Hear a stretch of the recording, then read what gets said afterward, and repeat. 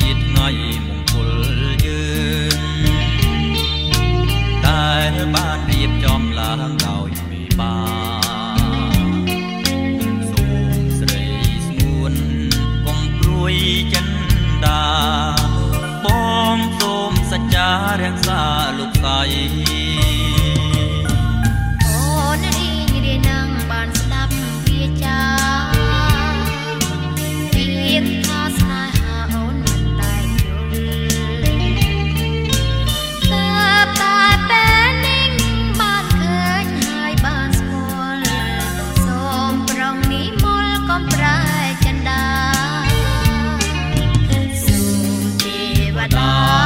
រក្សាសត្វលោកនេះធ្វើជាសាស័យក្តីស្នេហ៍យើងបងជាព្រះថោងតោងស្បៃស្រីហើយស្មួនពិសីជានាងអូនជាហងរូបបងជានាងពុំអាចខំពាក្យពីនាងបានអូនជាមច្ឆាបងជាគង្គី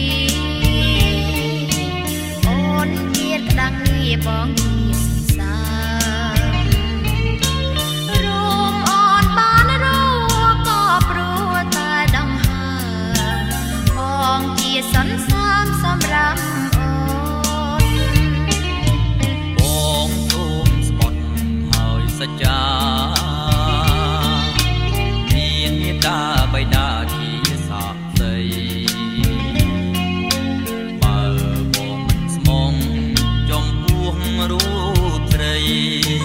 សូមឲ្យមេឃដីផ្ដន់ជាបងចង